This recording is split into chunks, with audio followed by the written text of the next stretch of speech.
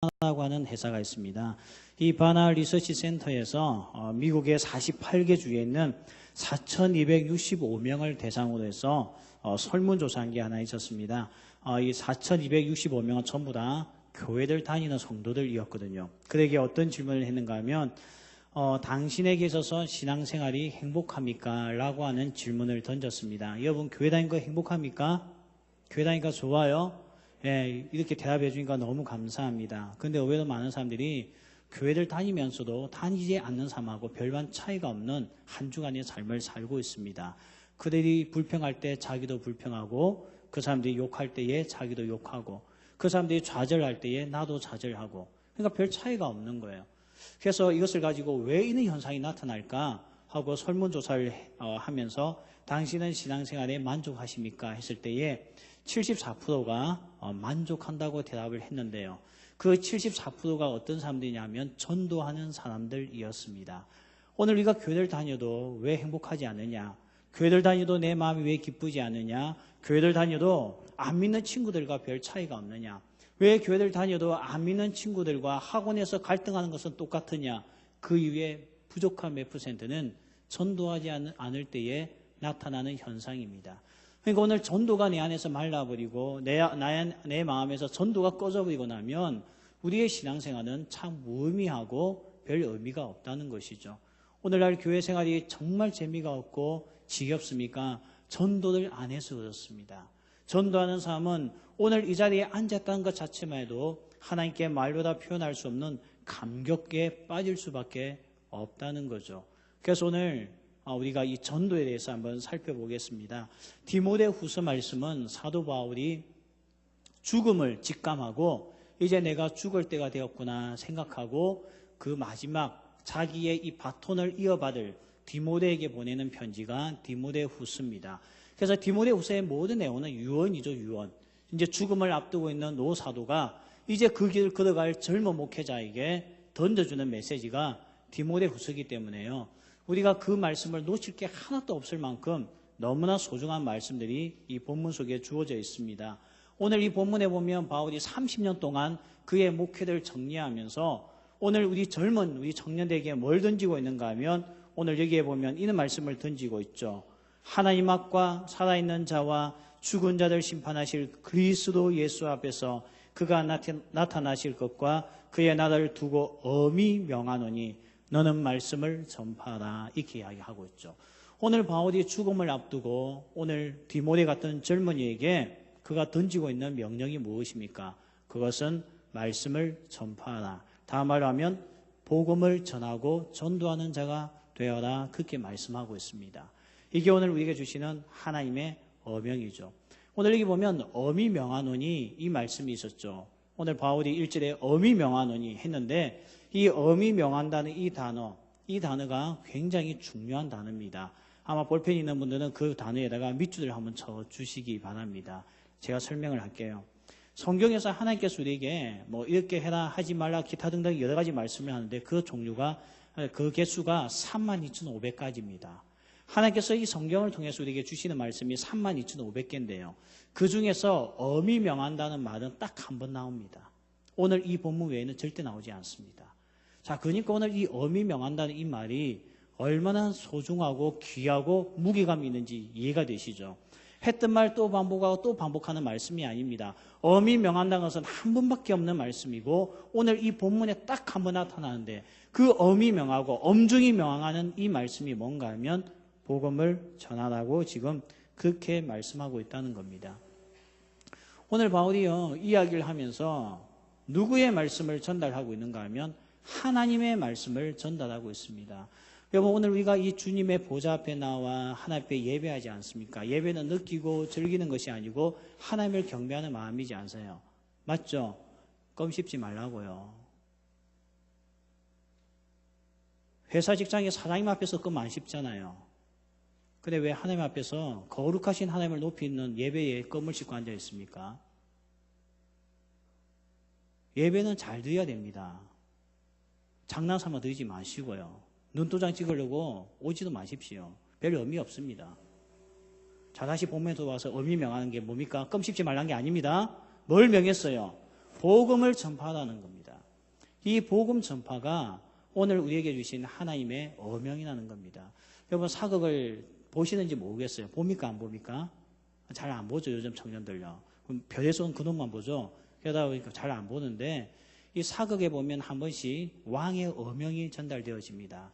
그러면 그 어명을 들을 때 어떻게 합니까? 반드시 큰 절을 하고 무릎을 꿇고 그 어명을 듣게 되는 거죠. 오늘 바울이요 하나님의 어명을 전합니다. 그래서 1절에 보면 하나님 앞과 살아있는 자와 죽은 자를 심판하실 그리스도 예수 안에서 너희에게 엄히 명하노니 어명을 주노니 하나님과 예수의 이름으로서 어명을 주노니 너희는 말씀을 전하라. 그렇게 이야기하고 있다는 거죠.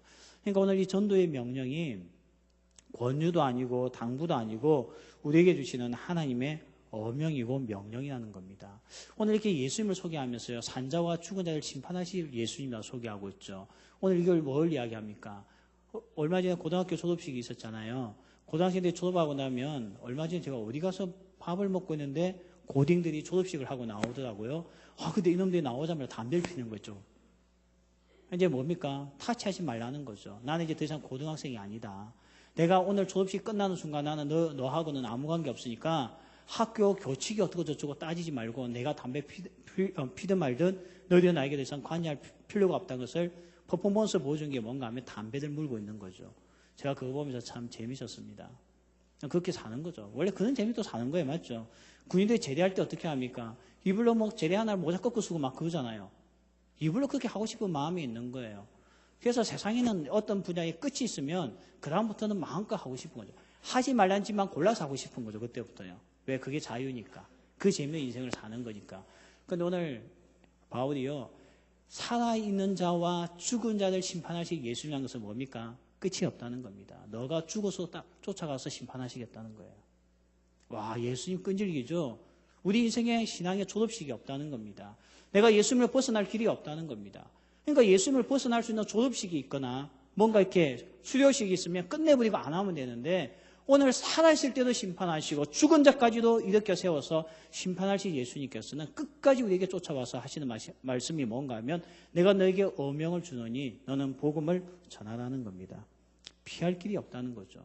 그래서 또 뭐라고 이야기합니까? 2절에 때를 어떤지 못 얻든지 항상 전도하는 일에 힘쓰라고 이야기를 하고 있어요. 자 보세요. 때를 어떤지 못 얻든지 이 말씀이 뭡니까? 한마디로 이야기하면 시간 핑계 대지 말라는 거죠. 오늘날 우리 많은 사람들이 바쁘다는 것이 최고의 핑계입니다. 그동안 왜 연락 없었어? 바빠가지고요.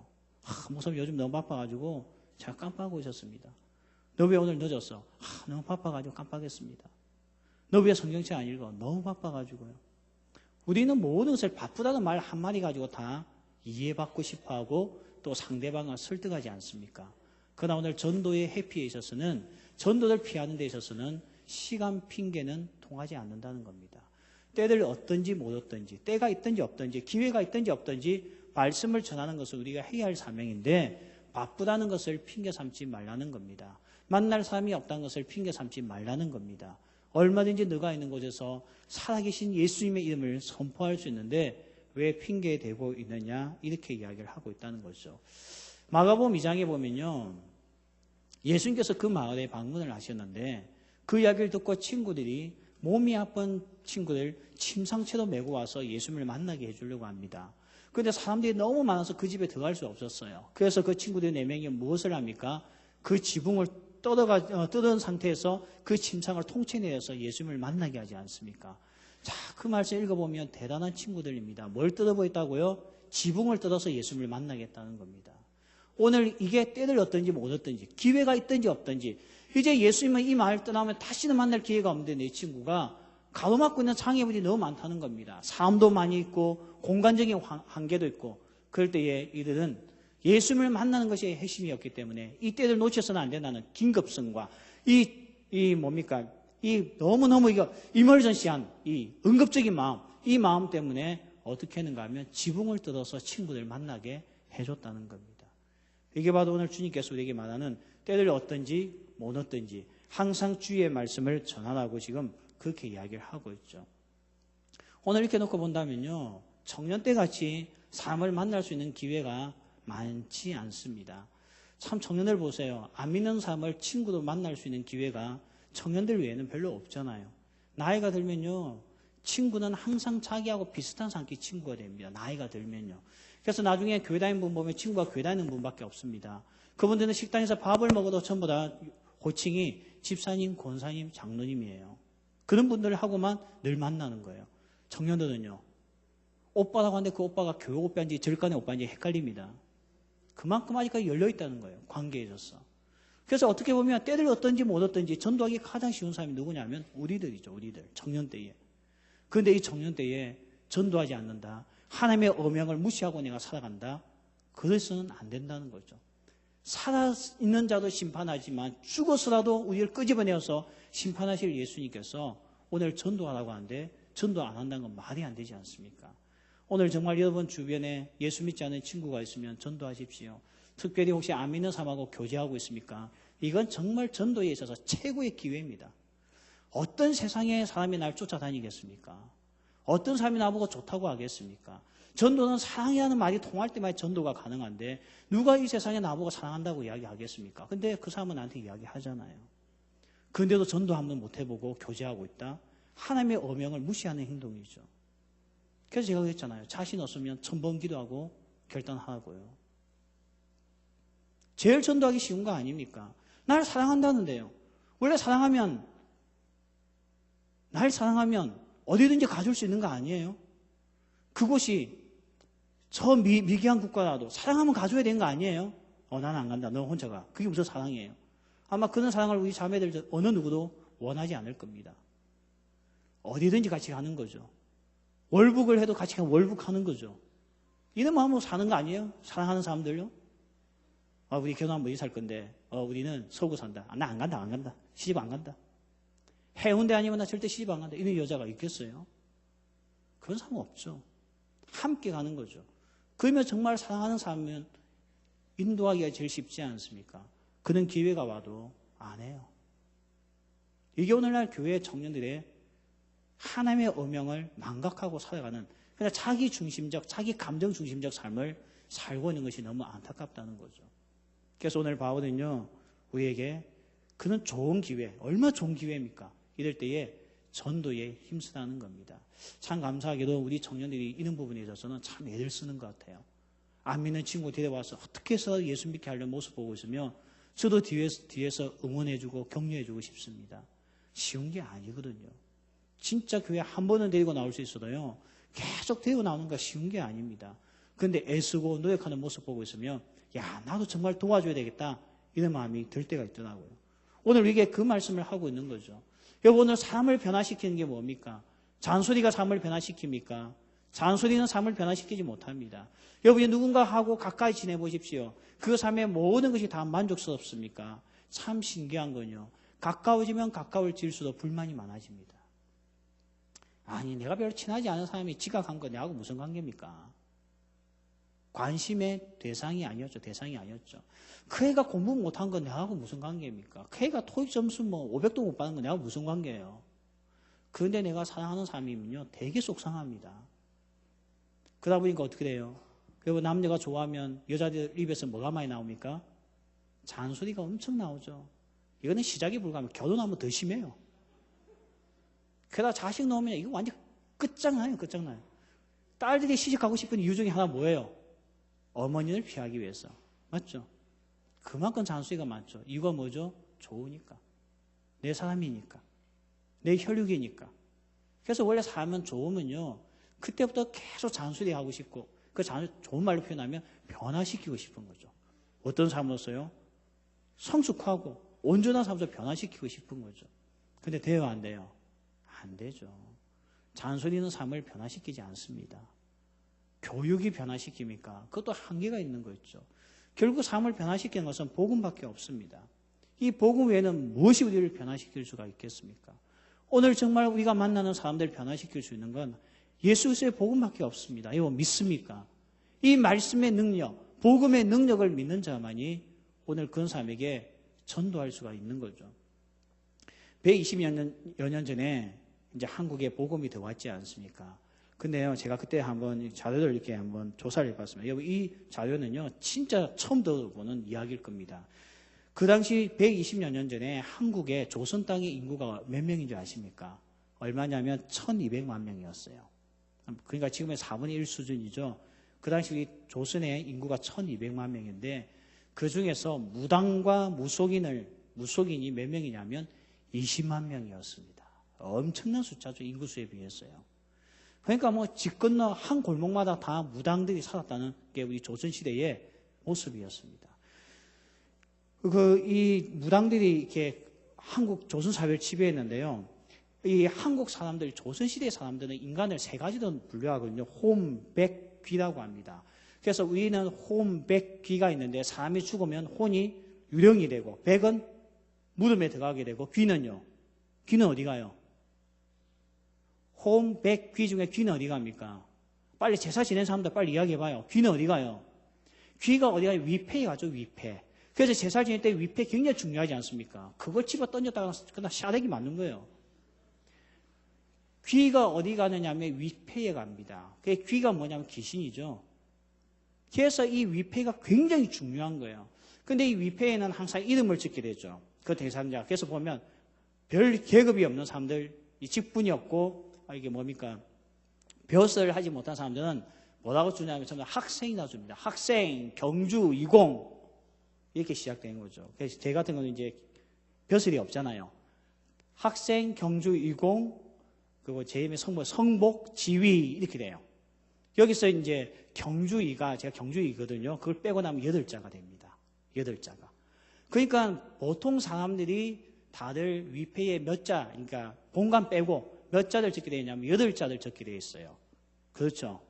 그런데 계급을 가졌으면, 벼슬을 가졌으면 죽었을 때 뭐가 적냐면 영의정, 경주, 이공, 성복, 지위 이렇게 되는 거예요. 앞에 뭐가 붙었어요? 예, 영의정이라는 단어가 붙었죠.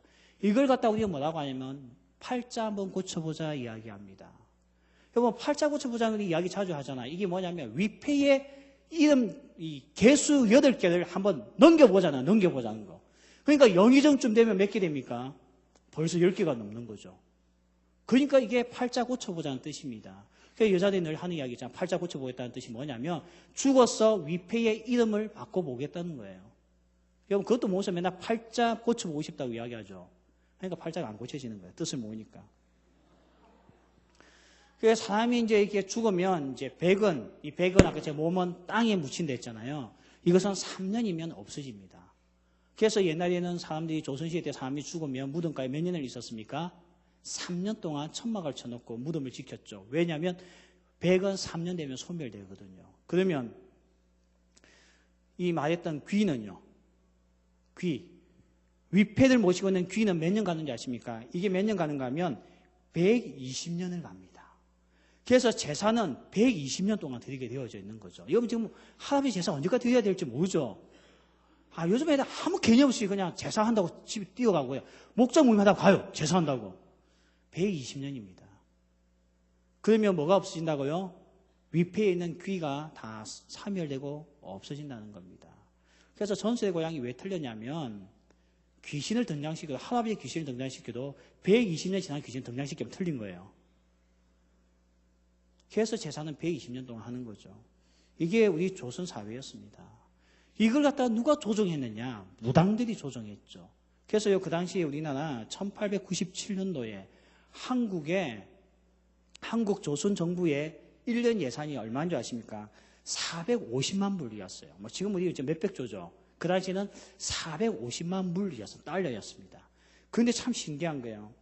무당하고 무속에게 갖다 바치는 돈이 그 해에 1890년도에 수입이 얼마냐면 1200만 불이었습니다. 그러니까 정부 예산의 몇 배냐면 3배를 갖다가 무당과 굿하는 데 쏟아 부었던 게 조선 땅이었어요. 그래도 우리나라 무슨 소망이 있었습니까? 조상 섬긴다고 제사 드리는데 국가 예산의 4배를 쓰면서 달라진 게 뭐가 있습니까? 무당들에게 돈 갖다 바치고 부적 사오고 하는데 달라진 게 뭐가 있었습니까? 조선 사회는 더 어두워져 가고 소망 없는 나라였지 않습니까? 그럴 때에 복음을 가진 선교사님들이 들어와서 이 땅을 점점 무속신앙을 처부시기 시작하면서 이 나라를 변화시켜서 소망의 땅을 만들어 놓았다는 겁니다. 고려시대는 불교 위에 섰습니다. 조선시대는 유교를 바탕으로 섰습니다. 달라진 게 뭐가 있습니까? 그런데 오늘 하나님의 복음 위에 선 교회, 복음 위에 섰던 그 나라 보십시오. 여자들이 인권이 회복되기 시작하죠. 여자들이 여성으로서 인정받기 시작하죠. 가정이 온전해지기 시작하죠. 조선시대 때는 이혼이 없었다고 했잖아요. 이혼이 있을 수가 없죠. 여자가 이혼을 제기할 권한이 없는데 그러다 보니까 남자들이 첩을 두고 살았잖아요. 집에 사랑채에 첩을 두고 살았던 거예요. 이게 흥분하니까 말이 안 돼요. 그래도 본처들이 시비를 못 걸었습니다. 왜? 인간이 아니니까. 그래서 이혼이 없었던 거예요. 그렇다고 제가 지금 이혼이 잘했다는 뜻은 아닙니다. 그만큼 여자들은 짓밟혔던 사회죠. 그런데 오늘 보십시오. 이런 여성의 인권이 살아날 수 있었던 것도 그리스도의 복음 아닙니까? 이만큼 오늘 복음만이 삶을 변화시키고요. 그 땅을 변화시키는 겁니다. 캄보디아에 이번에 우리가 작년에 단계 선교를 갔다 왔지 않습니까? 킬링필드. 정말 수많은 사람들이 이유도 모르고 안경을 썼다는 이유 때문에 글을 안다는 이유 때문에 폴포트에 의해서 죽음을 당했던 그 캄보디아의 킬링필드 땅. 그 땅에 있었던 사람들 보십시오. 지금은 선교사님 들어가서 그 땅을 리빙필드.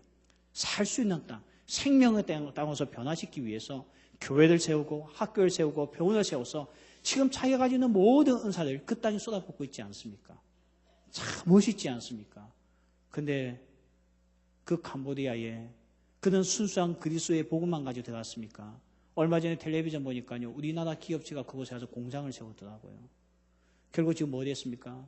총으로 사람을 죽이고 노조를 못하게끔 막는다고 시위 못하게 만든다고 정치 권력과 결탁하여서 사람을 죽이고 있지 않습니까? 자본주의가 사람을 살리는 거 아닌 거 있죠. 자본주의가 오히려 사람을 죽이고 있는 거 있지 않습니까? 자본주의가 그 어제까지만 형님 동생 하던 그 관계를 깨뜨려서 원수지가 만들고 있는 거 있죠. 오늘 정말 킬링필드 땅을 변화시키기 위해서 리빙필드 만들기 위해서 나간 선교사님이 있는 반면에 킬링필드를 교묘하게 그 사람들의 노동력을 착취해서 이득을 보려고 하는 기업주들이 가서 하고 있는 행태가 뭡니까? 그들은 캄보디아를 변화시킨 사람들 아닙니다. 오히려 더 변질되게 만들고 나쁘게 만들다는 거죠. 오늘 이와 같이요. 그리스도 복음 외에는 이 세상을 변화시킬 게 없습니다. 오늘 유교가 우리 사회를 변화시킨 것도 아니고 불교가 변화시켰던 것도 아니었습니다. 오직 이 땅에 그리스도의 복음이 들어와서 그 복음이 영향력을 미칠 때에 조선 사회는 소망 없는 땅이 소망을 가지기 시작하고 하나님 앞에 점점 우리가 올바른 것을 꿈꾸었지 않습니까? 오늘 내가 사는 친구 변화는 복음밖에 없습니다. 무엇을 우리가 변화시키겠습니까? 잔소리 가지고 절대 변화되지 않거든요. 그리스도의 복음 외에는 없다는 겁니다. 오늘 이 귀한 복음을 바울이 뭐라고 이야기합니까? 하나님의 어명으로서 내게 전하노니 때를 얻든지 못 얻든지 이 말씀을 전파하고 지금 그렇게 우리에게 말씀하고 있다는 겁니다. 1963년도에요. 우리나라에 있어서 아마 가장 잔인한 그 하나 살인 사건이 있었죠. 지금도 이 정도의 살인 사건은 없습니다. 1963년 10월 달에 고재봉이라고 하는 사람이 자기가 근무하고 있던 그 부대의 상관이었던 중령이었던 사람이 너무 괴롭혔어요. 그래서 고재봉이가 앙심을 품고 내가 이 지휘관을 반드시 죽이고 말겠다 해서 이 지휘관의 집에 한밤중에 들어가서 도끼로서 가정부를 죽이고 그 가족 5명의 일가족을 다 도끼로서 죽인 사건이 있었습니다. 지금도 있는 사건은 없죠. 일가족 5명과 그리고 그 집에 있는 가정부를 해서 총 6명을 도끼로서 죽인 사건이 있었거든요. 그때 우리나라가 완전히 뒤집어진 거예요. 그런데 참 안타까운 것은요. 자기는 그 원한을 가지고 죽였는데 죽이고 나서 보니까 잡혀나서 보니까 자기가 원한 가진 사람은 벌써 딴 부대에 전출가가 없었어요. 그래서 딴 가족을 죽인 거야. 딴 지휘관을. 그래서 총 5명을 도끼로서 죽였던 고재봉은 결국 나중에 사형 선고받고 사형을 당했습니다. 그런데 이 고재봉, 그 당시에 이보다 더 악한 놈은 없다고 생각했던 고재봉이요. 그 감옥에 들어가서 누굴 만나는가 하면 한 사람의 목사님의 끈질긴 전도 속에 예수님을 만나게 됩니다. 그래서 고재봉이가요, 이 감옥에서 몇 명을 사형 선고받는 그날까지 몇 명을 전도했는가 하면 1800명을 전도했습니다. 그래서 교도소의 전도사님이라는 별명을 가졌죠. 이 고재봉은 죽는 그날까지도 간수들을 전도하다가 결국 총살형으로서 처형당하고 말았습니다. 고재봉 이 사람이 했던 한마디가 있죠. 내가 진작 예수님을 알았더라면. 이 말 한마디는 지금도 한국교회에 던지고 있는 도전의 메아리입니다. 고재봉이 만약에 그 이전에 주님을 만났더라면 그는 원한을 가지고 도끼로서 사람을 죽여서 그 인생을 그렇게 끝내지는 않았을 거라는 거죠. 오늘 삶을 변화시킬 수 있는 것은 복음밖에 없습니다. 이 능력의 복음, 치유의 복음을 오늘 주님께서 우리에게 맡겨주시면서 하는 말이 때를 얻든지 못 얻든지 제발 나가서 전하라는 겁니다. 요즘은 나가지 않아야 돼요. 우리 주변에 불신자들이 얼마나 많습니까? 우리가 그런 사람들에게 이 복음을 다 전하자고 이야기를 하고 있습니다. 오늘 말씀해 보십시오. 오늘 참 저는 이 말씀 읽고 있으면 이 전율이 느껴지는 말씀입니다. 6절에 보면요. 전제와 같이 내가 벌써 부어지고 나의 떠날 시각이 가까웠도다. 전제와 같이 부어지고. 이게 무슨 말인가 하면요. 이 우리가 알고 있는 구약의 제사는 3단계가 있거든요. 처음에는 제물이 오면 불로 태웁니다. 그걸 뭐라고 하죠? 번제라고 하죠. 두 번째 그것을 갈아버립니다. 그걸 뭐라고 하죠? 소제라고 합니다. 그 세 번째가 뭔가 하면 전제라고 하는데 그건 뭐냐면 갈았던 거기에다가 이렇게 포도주를 갖다 붓는 거예요. 오늘 바울은 자기 평생에 번제와 같은 삶을 살았습니다. 하나님 앞에 전소당하는 삶, 완전히 그냥 태워버리는 삶을 살았는데 그는 죽음을 임박하였어도 뭐라고 이야기하냐면 이제 나의 남은 마지막 땀방울 하나까지도 핏방울 하나까지도 하나님 앞에 전제로 부어짐을 당하고 떠나고 싶다고 이야기를 하고 있어요. 참 대단한 삶이죠. 원래 삶은 그렇잖아요. 고단한 일을 하면 뭘 꿈꾸고 있냐면 은퇴를 꿈꾸고 있습니다. 내가 은퇴만 하고 나면 나는 이제부터 하고 싶은 것을 할 거야. 근데 바울은 은퇴를 고려하지 않았습니다. 그는 오늘 죽음이 임박한 그 순간에도 나의 피 한 방울이라도 주 앞에 전제로 부어지는 하나님 앞에 쓰임받는 자가 되고 싶었습니다. 날과 녹슬어서 날과 없어지는 인생보다 하나님 앞에 완전히 전소당하는, 완전히 불러서 태워져서 하나 남겨지지 않는 인생 살고 싶었던 게 바울입니다. 그는 열정을 갖던 바울이요, 하나님의 어명을 우리에게 전달하면서 때를 얻든지 못 얻든지 우리가 복음을 전하자. 왜? 복음만이 삶을 살리니까, 복음만이 삶을 변화시키니까, 복음만이 오늘 우리를 새롭게 만드니까 이 복음을 우리가 전해야 되지 않겠느냐. 오늘 바울이요, 이 다짐 속에 우리에게 이 메시지를 던져주고 있습니다. 오늘 여러분 깜짝 놀랐죠? 목사님 조끼 입고 나와가지고요. 또 아까 여러분 엄마 아빠가 막 깃발 지고 나니까 우습기도 하고 당황스럽기도 하고 또 놀라기도 했죠. 저도 놀랐어요. 내가 갑자기 이게 서 있으니까 이게 나이 드신 분이 더 있고 꼭 내가 김정은이 된 느낌 있잖아요. 그 느낌이었어. 막 여러분이 박수 치고 나니까. 저도 당황스러웠어요, 갑자기. 근데 이분들이 왜 이렇게 할까요? 요즘에 여러분의 엄마 아빠가 할 일이 참 없는 것 같죠? 많이 심심하신 것 같죠? 아니죠. 정말 주 앞에 전제와 같이 부어지는 인생을 살고 싶어 하는 거예요. 정말 남김없는 인생. 그냥 모든 뼈도 주 앞에 태워지고 나중에는 남아있는 땀방울 하나라도 주 앞에 부어지는 그 심정으로서 오늘 이 자리에 나온 겁니다. 이걸 우리에게 지금 요구하고 있는 거죠, 하나님께서요. 오늘 우리는 어떻게 보면 가장 불신자를 만나기 쉬운 시기입니다. 이제 다음 주면 개학을 합니다.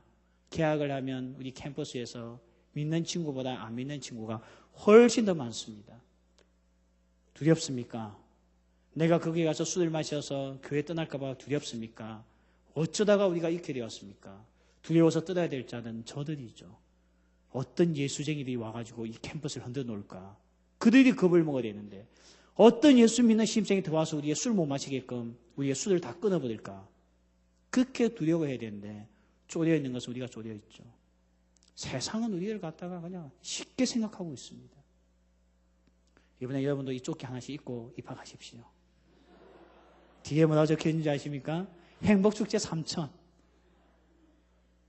선배들 아무도 옆에 안 올 겁니다. 이는 미친놈이 우리 학교 다 입학했나? 요즘 신입생 면접 제대로 안 하나 생각할 거예요. 그래도 다가오는 예비 오빠들이 있겠죠. 그러면 그 걸려든 거예요, 우리에게. 맞죠? 우리가 이런 마음으로 입학을 해야지. 가서 선배들한테 끌려가가지고 술, 담배, 나이트클럽, 야, 이거 어떻게 하나? 물론 우리가 경각심을 가져야죠. 그러나 역으로 생각합시다. 아무개 캠퍼스야, 기다려라. 다음 주에 내가 입장한다. 이제 너희들은 우리의 밥이다. 이런 마음을 가지고 가야 되지 않겠습니까? 그래서 우리 정말 4월 27일 한 달 동안 우리 과들 완전 미쳐버리게 만들어 버립시다. 그 사람들은 우리 보고 깝깝해서 미쳐버리고 교수님도 우리만 보면 미쳐버리게끔 만듭시다. 그게 오늘 우리에게 주님께서 주시는 어명이죠. 왜 직장 가서 그런 거 하라고 직장에 넣어줬더니 굽슬대고 있고 어떻게 하면 인기 없고 출세할까 싶어서 노래방 가서 탬버린 치고 있냐고요. 그런 거 하라고 건강 주셨고 젊음 주셨더니 남자나 사귀고 있고 여자만 사귀고 있습니까? 오늘 주님께서 우리에게 아름다운 것들 다 주셨던 이유가 무엇입니까? 이 어명을 잘 감당하기 위해서 주신 거 아닙니까? 그런데 우리는 모든 에너지를 다 어디에 쓰고 있습니까? 정말 공포의 대상은 누가 되어야 됩니까? 그런데 오늘 세상이 우리들을 무서워하지 않고요. 이제 밥들이 오겠구나. 이렇게 생각하고 있는 것은 그 문제가 무엇이겠습니까? 하나님의 어명을 무시하고 있는 우리의 삶이지 않겠습니까? 오늘 주님께서 우리에게 말씀합니다. 바울은요, 내가 주님 앞에 전제와 같이 부어질 때에 오늘 하나님께서 내게 주실 상급이 있다는 거죠. 그 면류관. 이 면류관을 얻기까지 그는 주 앞에서 이 싸움을 하겠다는 겁니다. 그래서 오늘 바울은요, 뒤를 돌아보지 않았습니다. 오직 하나님께서 내게 주신 이 사명 하나만을 붙들기 위해서 달려왔다는 거죠. 인도에도 가면 아주 신앙이 좋았던 썬다싱이라고 하는 성자가 있습니다. 기독교 성자가 있습니다. 이 썬다싱이요, 이 어느 날 히말라야 이 산맥을 넘어가고 있는데 너무너무 춥잖아요. 그러다 보니까 모든 사람들이 빨리 이 산맥을 넘으려고, 산을 넘으려고 막 뛰어가고 있는데 보니까 한 사람이 눈밭에 쓰러져 있는 겁니다. 그래서 썬다싱이 뭐라고 이야기하냐면 우리 저 사람을 업고 같이 갑시다 했더니 전부 다 아니 추워 죽겠는데 어두워 죽겠는데 뭐 저 사람을 챙기냐고 전부 다 자기 갈 길을 다 가는 거예요. 썬다싱은 어쩔 수 없었어요. 그 눈밭에 누워있는 사람을 자기 등에 업었습니다. 그러니까 빨리 갈 수가 있습니까? 그 추위에 빨리 갈 수가 없는 거죠. 혼자 끙끙대면서 가는데 어느 누구도 도와주지 않는 겁니다. 썬다싱은 그렇게 힘들게 땀 뻘뻘 흘리면서 그 사람을 등에 업고 딱 넘어가다 보니까요. 좀 전에 자기하고 함께 이 사람을 책임집시다 했던 사람들이 다 얻어 주고 있는 겁니다. 왜 얻어 주고 있죠? 혼자서 가다 보니 추위를 못 이겨냈는데 그 무거운 사람을 등에 이고 가다 보니까 자기 얼굴에 뭐밖에 안 납니까? 땀밖에 안 나다 보니까 추위를 이겨냈다는 겁니다. 오늘날 혼자 살고 싶어서 도망치는 사람들이 있습니다. 혼자 잘 살고 싶어서 세상에 눈 감은 청년들이 있습니다. 혼자 편하게 잘 살고 싶어서 귀 닫아버린 사람들이 있습니다. 목사님, 나는 우리 엄마 아빠 더 이상 신경 쓰고 싶지 않아요. 피곤해요. 그냥 나 혼자 시집가서 잘 살래요. 이왕이면 외국 가서 살래요. 오늘 이런 청년들 우리 안에 왜 없겠습니까? 잘 살 것 같죠? 그렇게 신나게 먼저 달려가면 잘 살 것 같죠? 썬다싱이 마지막에 이런 말을 합니다. 남을 살리려고 하면 나도 살고 남을 살리려고 하지 않으면 나도 죽는구나. 이게 썬다싱이 히말라야 산맥에서 얻었던 교훈입니다. 오늘날 교회 안에 얼마나 많은 사람들이 자기 혼자만 잘 먹고 잘 살려고 애쓰고 있는지 모릅니다. 그럴 때 교회는 죽습니다. 교회가 자기에게 주어진 축복을 얻기 위해서 달려갈 때 교회는 죽습니다. 그러나 교회가 세상을 구원하기 위해서 오늘도 내 주변에 있는 삶을 위해서 구원하기 위해서 살아갈 때에 우리는 삽니다. 이게 썬다싱의 교훈이었어요. 심지어 사도 바울은 그런 심정으로 살았죠. 소돔과 고모라 성에 한 할아버지가 있었습니다. 열심히 전도하는 거예요. 예수 믿읍시다. 예수 믿읍시다. 이 소돔과 고모라 성은 망합니다. 살립시다 외쳤는데 단 한 명도 회개하지 않았습니다. 그걸 보고 있던 한 젊은이가 너무 불쌍하잖아. 할아버지가요. 할아버지 전도 그만하세요. 소돔과 고모라 성은 아무리 외쳐도 한 명도 예수 안 믿습니다. 그때 이 할아버지가 했던 말이 있습니다. 내가 오늘 예수 믿으면 좋겠지만 그래도 오늘 내가 외치는 이유는 하나네. 내가 살고 싶었어. 전도하는 사람은 세상이 건들지 않습니다. 전도하는 사람은 세상이 술 들고 와서 유혹하지 않습니다. 전도하는 사람은 세상이 우리에게 거짓된 것을 가지고 와서 속이지 않습니다. 오히려 영혼을 살리기 위해서 달려갈 때에 사는 겁니다. 정말 이번에 4월 27일 행복축제 남의 일로 생각하지 마시고요. 이번에 내 친구들 꼭 전도해서 예수 만나게 하겠다. 주님께서 나를 이 캠퍼스에 보내주신 이유가, 주님께서 나를 이 직장에 보내주신 이유가, 주님께서 나를 이 가정에 결혼시켜 주신 이유가 전도하라고 보내주셨는데 내가 지금 어디에 관심이 있나? 내가 정신을 빼앗겼구나. 이번 기회에 우리 자신들을 한번 되돌아보면서 상대방을 살리기 위해서 정말 4월 27일까지 내 부모를 위해서 기도하고 내 친구를 위해서 기도하고 정말 하나님 이 친구를 변화시켜 주옵소서 간절히 기도하는 그런 은혜가 있기를 바랍니다. 그러면 누가 산다고요? 친구도 살지만 내가 사는 거예요. 우리 엄마 아빠가 살지만 또 누가 삽니까? 내가 사는 겁니다. 이렇게 해서 우리는 복음으로써 이 세상을 변화시켜 나갈 수가 있다는 겁니다. 말씀을 정리하겠습니다.